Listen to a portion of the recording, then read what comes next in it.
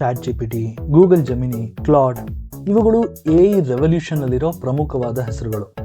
ಆದರೆ 2 ವರ್ಷಗಳ ಹಿಂದೆ ಶುರುವಾದ ಒಂದು ಇಂಡಿಯನ್ ಸ್ಟಾರ್ಟ್ಅಪ್ ಸ್ಪೆಷಲೈಸ್ಡ್ ಎಐ ಬೆಂಚ್ ಮಾರ್ಕ್ನಲ್ಲಿ ಈ ಎಲ್ಲ ಟೆಕ್ ಜೈಂಟ್ಗಳನ್ನು ಸೋಲಿಸಿದೆ ಅಂತ ನಿಮಗೆ ಗೊತ್ತಾ? ಮತ್ತು ಇನ್ನೂ ಒಂದು ಅದ್ಭುತವಾದ ವಿಷಯ ಏನಂದರೆ, ಈ ಕಂಪನಿನ ಭಾರತದ ಮೊದಲ ಸೋವರಿನ್ ಲಾರ್ಜ್ ಲ್ಯಾಂಗ್ವೇಜ್ ಮಾಡೆಲ್ನ ಬಿಲ್ಡ್ ಮಾಡೋದಕ್ಕೆ ಭಾರತ ಸರ್ಕಾರ ಆಯ್ಕೆ ಮಾಡಿದೆ. ಈ ಪ್ರಾಜೆಕ್ಟ್ ಭಾರತದ ತಂತ್ರಜ್ಞಾನದ ಭವಿಷ್ಯವನ್ನೇ ಬದಲಾಯಿಸಬಹುದು. 22 ಅಫಿಷಿಯಲ್ ಲ್ಯಾಂಗ್ವೇಜ್, 1600ಕ್ಕೂ ಹೆಚ್ಚು ಡಯಲೆಕ್ಟ್ಗಳು ಮತ್ತು 1 ಬಿಲಿಯನ್ ಜನ ಇಂಗ್ಲಿಷ್ನ ತಮ್ಮ ಮೊದಲ ಭಾಷೆ ಅಂತ ಮಾತನಾಡದ ದೇಶದಲ್ಲಿ ಇದೊಂದು ಕೇವಲ ಟೆಕ್ ಸ್ಟೋರಿ ಅಲ್ಲ. ಇದು ಡಿಜಿಟಲ್ ಸೊವೆರ್ನಿಟಿ, ಲಿಂಗ್ವಿಸ್ಟಿಕ್ ಜಸ್ಟಿಸ್ ಮತ್ತು ಎಐ ಪವರ್ಡ್ ಫ್ಯೂಚರ್ನಲ್ಲಿ ಭಾರತದ ಸ್ಥಾನ ಏನು ಅನ್ನೋದರ ಮೈಲ್ ಸ್ಟೋನ್. ಹಾಗಾಗಿ ಇವತ್ತಿನ ಈ ವಿಡಿಯೋದಲ್ಲಿ ನಾವು ಸರ್ವಂ ಎಐನ ಬಗ್ಗೆ ಕಂಪ್ಲೀಟ್ ಆಗಿ ತಿಳ್ಕೊಳ್ಳೋಣ.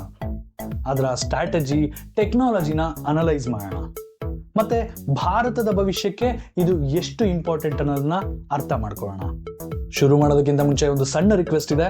ನೀವು ಈ ಚಾನಲ್ಗೆ ಹೊಸಬರಾಗಿದ್ರೆ ಮತ್ತೆ ನಮ್ಮ ಎಫರ್ಟ್ ನಿಮಗೆ ಇಷ್ಟ ಆದರೆ ದಯಮಾಡಿ ಲೈಕ್ ಮಾಡಿ, ಶೇರ್ ಮಾಡಿ ಮತ್ತೆ ಸಬ್ಸ್ಕ್ರೈಬ್ ಆಗೋದನ್ನ ಮರಿಬೇಡಿ. ಹಾಗೆ ಆ ಬೆಲ್ ಐಕಾನ್ನ ಪ್ರೆಸ್ ಮಾಡಿ.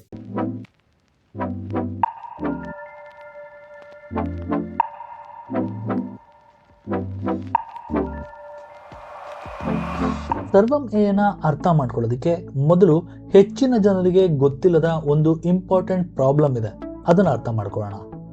ಭಾರತದಲ್ಲಿ 22 ಅಫಿಷಿಯಲಿ ರೆಕಗ್ನೈಸ್ಡ್ ಭಾಷೆಗಳು ಮತ್ತೆ 1600ಕ್ಕೂ ಹೆಚ್ಚು ಡಯಲೆಕ್ಟ್ಗಳಿವೆ. ಆದರೆ ಇಲ್ಲಿ ಒಂದು ಶಾಕಿಂಗ್ ವಿಷಯ ಇದೆ.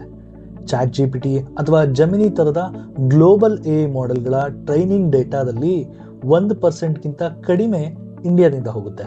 ಇದರ ಅರ್ಥ ಏನಂದ್ರೆ, ನೀವು ಚಾಟ್ ಜಿಪಿಟಿಗೆ ಹಿಂದಿನಲ್ಲಿ ಪ್ರಶ್ನೆ ಕೇಳಿದಾಗ ಅದು ನಿಮ್ಮ ಪ್ರಶ್ನೆನ ಇಂಗ್ಲಿಷ್ಗೆ ಟ್ರಾನ್ಸ್ಲೇಟ್ ಮಾಡಿ, ಪ್ರಾಸೆಸ್ ಮಾಡಿ ಮತ್ತೆ ರೆಸ್ಪಾನ್ಸ್ನ ಟ್ರಾನ್ಸ್ಲೇಟ್ ಮಾಡುತ್ತೆ ಅಂತ.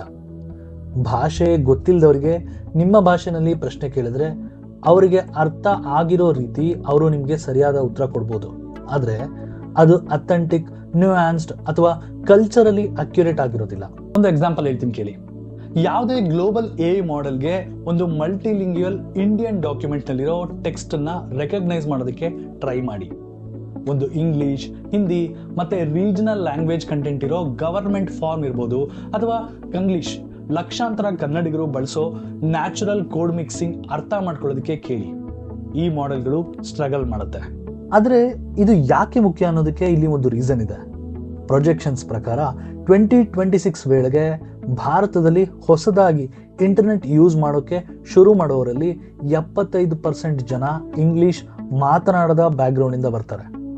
ನಾವು 500 ಮಿಲಿಯನ್ ಜನರ ಬಗ್ಗೆ ಮಾತಾಡ್ತಾ ಇದ್ದೀವಿ. ಅವರು ಡಿಜಿಟಲ್ ವರ್ಲ್ಡ್ ಜೊತೆ ಮುಖ್ಯವಾಗಿ ತಮ್ಮ ಭಾಷೆಗಳಲ್ಲಿ ಇಂಟ್ರಾಕ್ಟ್ ಮಾಡ್ತಾರೆ. ಹಾಗಾದರೆ ಪ್ರಶ್ನೆ ಏನಂದರೆ, ಎಐನಿಂದ ಭವಿಷ್ಯದಲ್ಲಿ ಎಐ ಅಸಿಸ್ಟೆಂಟ್ಸ್, ಚಾಟ್ ಬಾಟ್ಸ್ ಮತ್ತು ಇಂಟೆಲಿಜೆಂಟ್ ಸಿಸ್ಟಮ್ಸ್, ಕಸ್ಟಮರ್ ಸರ್ವಿಸಿಂದ ಹಿಡಿದು ಎಜುಕೇಷನ್ ಮತ್ತು ಹೆಲ್ತ್ ಕೇರ್ವರೆಗೆ ಎಲ್ಲದಕ್ಕೂ ಪ್ರೈಮರಿ ಇಂಟರ್ಫೇಸ್ ಆಗುತ್ತೆ.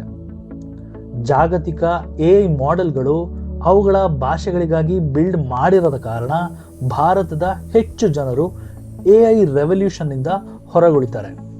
ಇದು ಸರ್ವಂ ಎಐ ಸಾಲ್ವ್ ಮಾಡೋದಕ್ಕೆ ಹೊರಟಿರೋ ಎಕ್ಸಾಕ್ಟ್ ಪ್ರಾಬ್ಲಮ್. ಆದರೆ ಈ ಆರ್ಗನೈಸೇಷನ್ನ ಹಿಂದೆ ಇರೋರು ಯಾರು? ಸರ್ವಂ ಎಐನ ಜುಲೈ 2023ನಲ್ಲಿ ಡಾಕ್ಟರ್ ಪ್ರತ್ಯೂಷ್ ಕುಮಾರ್ ಮತ್ತು ಡಾಕ್ಟರ್ ವಿವೇಕ್ ರಾಘವನ್ ಅವರು ಸ್ಥಾಪನೆ ಮಾಡಿದ್ರು. ಮತ್ತು ಅವರ ಬ್ಯಾಕ್ಗ್ರೌಂಡ್ಸ್ನ ಅರ್ಥ ಮಾಡ್ಕೊಳ್ಳೋದು, ಈ ಪ್ರಾಬ್ಲಮ್ನ ಟ್ಯಾಕಲ್ ಮಾಡೋದಕ್ಕೆ ಅವರು ಯಾಕೆ ಯೂನಿಕ್ಲಿ ಪೊಸಿಷನ್ಡ್ ಅನ್ನೋದನ್ನ ಅರ್ಥ ಮಾಡ್ಕೊಳ್ಳೋದಕ್ಕೆ ತುಂಬ ಮುಖ್ಯ. ಡಾಕ್ಟರ್ ಪ್ರತ್ಯೂಷ್ ಕುಮಾರ್ ಅವರು ಕಂಪ್ಯೂಟರ್ ಇಂಜಿನಿಯರಿಂಗ್ನಲ್ಲಿ IIT ಬಾಂಬೆಯಿಂದ BTech ಮತ್ತು PhD ಮಾಡಿದ್ದಾರೆ. ಅವರು ಮೈಕ್ರೋಸಾಫ್ಟ್ ರಿಸರ್ಚ್ ಮತ್ತು IBM ರಿಸರ್ಚ್ನಲ್ಲಿ 15 ವರ್ಷಗಳಿಗಿಂತ ಹೆಚ್ಚು ಕಾಲ ಎಐ ರಿಸರ್ಚ್ ಪ್ರಾಜೆಕ್ಟ್ನಲ್ಲಿ ವರ್ಕ್ ಮಾಡಿದ್ದಾರೆ.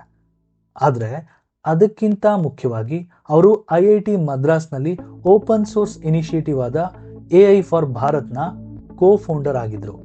ಇದು ಇಂಡಿಯನ್ ಲ್ಯಾಂಗ್ವೇಜಸ್ಗೋಸ್ಕರ ಎಐ ಟೂಲ್ಸ್ನ ಬಿಲ್ಡ್ ಮಾಡೋದ್ರ ಮೇಲೆ ಫೋಕಸ್ ಮಾಡುತ್ತೆ.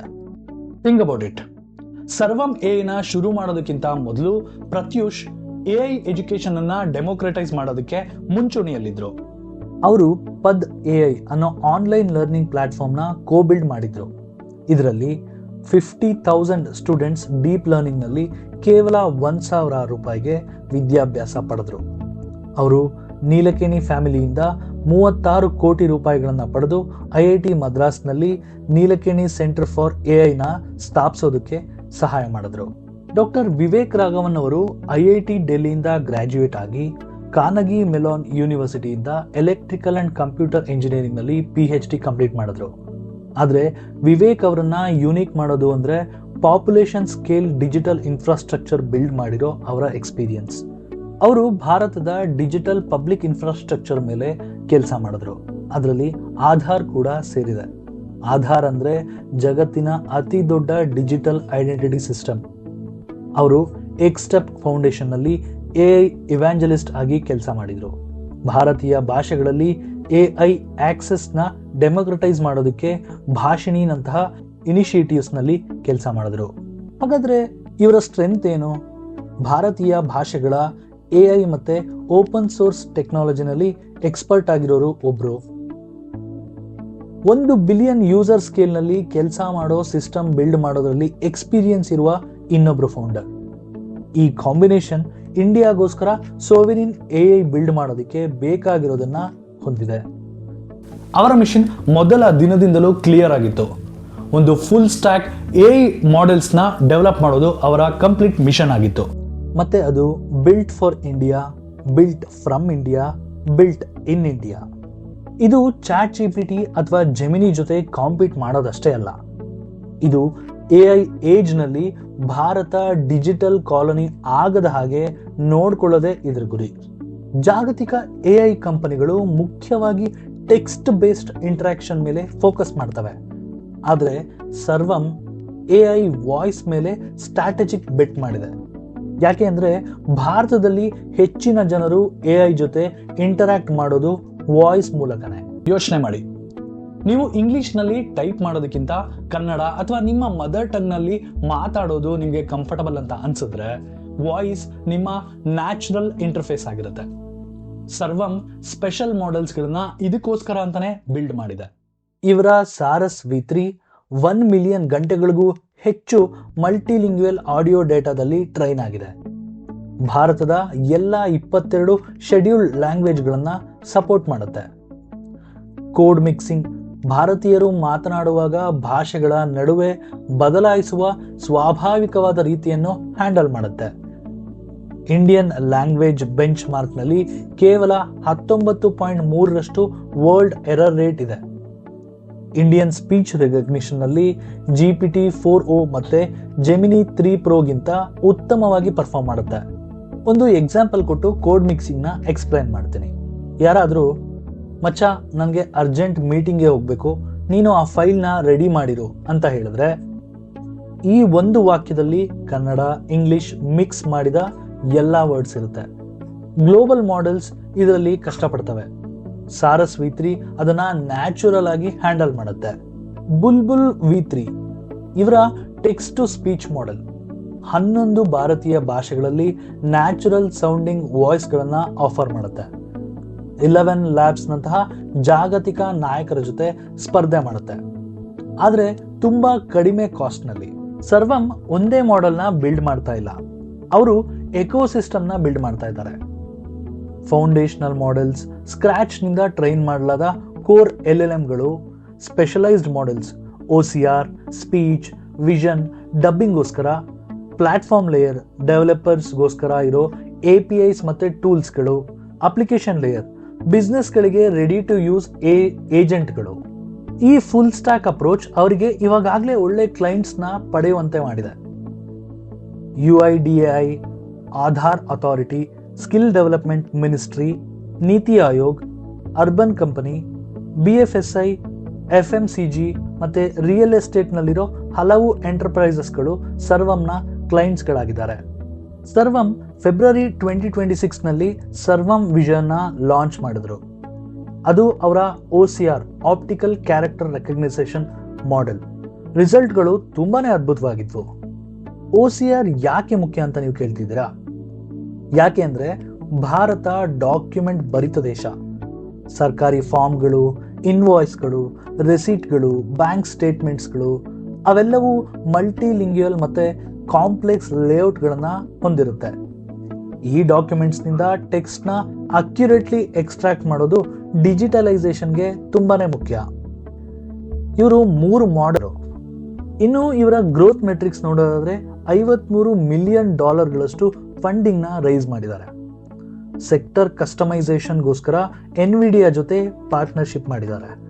ಅಜ್ಯೂರ್ನಲ್ಲಿ ಇಂಡಿಕ್ ವಾಯ್ಸ್ LLMಗೋಸ್ಕರ ಮೈಕ್ರೋಸಾಫ್ಟ್ ಜೊತೆ ಕೊಲಾಬ್ರೇಷನ್ ಮಾಡಿದ್ದಾರೆ. ಈಗ ಝೂಮ್ ಔಟ್ ಮಾಡೋಣ.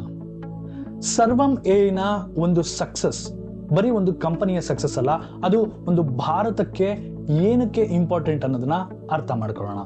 ಇವತ್ತಿಗೆ ಕೇವಲ 2 ದೇಶಗಳು ಮಾತ್ರ ನಿಜವಾಗ್ಲೂ ಸಾವರಿನ್ ಎಐ ಕೇಪಬಿಲಿಟೀಸ್ನ ಹೊಂದಿವೆ. ಅವು ಯುನೈಟೆಡ್ ಸ್ಟೇಟ್ಸ್ ಮತ್ತೆ ಚೈನಾ. US ನಲ್ಲಿ ಓಪನ್ ಎಐ, ಗೂಗಲ್, ಆಂಥ್ರೋಪಿಕ್ ಇವೆ. ಚೈನಾದಲ್ಲಿ ಡೀಪ್ ಸೀಕ್, ಬೈಡು, ಆಲಿಬಾಬಾ ಇದೆ. ಭಾರತ ಈ ಕ್ಲಬ್ನ ಸೇರ್ತಾ ಇರೋದು ಕೇವಲ ಪ್ರೆಸ್ಟೀಜ್ಗೋಸ್ಕರ ಅಲ್ಲ, ಇದು ಸ್ಟ್ರಾಟಜಿಕ್ ಅಟಾನಮಿ.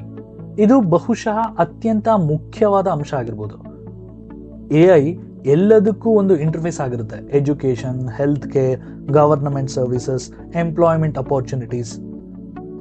ಇಂಟರ್ಫೇಸ್ ಇಂಗ್ಲಿಷ್ನಲ್ಲಿ ಮಾತ್ರ ಚೆನ್ನಾಗಿ ಕೆಲಸ ಮಾಡಿದ್ರೆ ನೀವು ಒಂದು ರೀತಿಯ ಡಿಜಿಟಲ್ ಡಿವೈಡ್ನ ಕ್ರಿಯೇಟ್ ಮಾಡಿದ ಹಾಗಾಗುತ್ತೆ. ಇದರಿಂದ ಭಾರತದ 80% ಜನಸಂಖ್ಯೆಗೆ ಸರಿಯಾಗಿ ಎಕ್ಸ್ಪೀರಿಯನ್ಸ್ ಸಿಗೋದಿಲ್ಲ. ಸರ್ವಮ್ ಎಐಯ ಇಂಡಿಯನ್ ಲ್ಯಾಂಗ್ವೇಜಸ್ ಮೇಲಿನ ಫೋಕಸ್ ಕೇವಲ ಒಳ್ಳೆ ಬಿಸ್ನೆಸ್ ಅಲ್ಲ, ಡಿಜಿಟಲ್ ಇನ್ಕ್ಲೂಷನ್ಗೆ ಅದು ತುಂಬಾನೇ ಮುಖ್ಯ. ಸರ್ವಮ್ ಎಐನ ಕತೆ ಕೇವಲ ಒಂದು ಕಂಪನಿಯ ಸ್ಟೋರಿ ಅಲ್ಲ, ಇದು ಒಂದು ಕೇಸ್ ಸ್ಟಡಿ.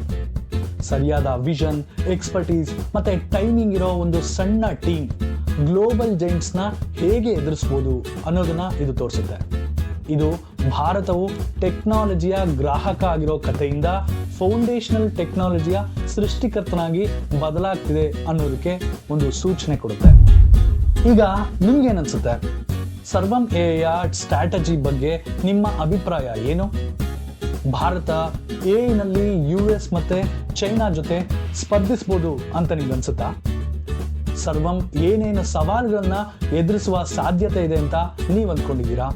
ಕಮೆಂಟ್ ಬಾಕ್ಸ್ನಲ್ಲಿ ಕಮೆಂಟ್ ಮಾಡಿ. ಈ ವಿಡಿಯೋ ನಿಮಗೆ ತುಂಬಾ ಉಪಯುಕ್ತ ಅನ್ಸಿದ್ರೆ ಲೈಕ್ ಮಾಡಿ, ಶೇರ್ ಮಾಡಿ. ಮುಂದಿನ ವಿಡಿಯೋದಲ್ಲಿ ಮತ್ತೆ ಸಿಗ್ತೀವಿ. ಅಲ್ಲಿ ತನಕ ಕಲಿತಾ ಇರಿ, ಗ್ರೋ ಆಗ್ತಾ ಇರಿ ಮತ್ತೆ ಕ್ಯೂರಿಯಸ್ ಆಗಿರಿ. ಜೈ ಹಿಂದ್.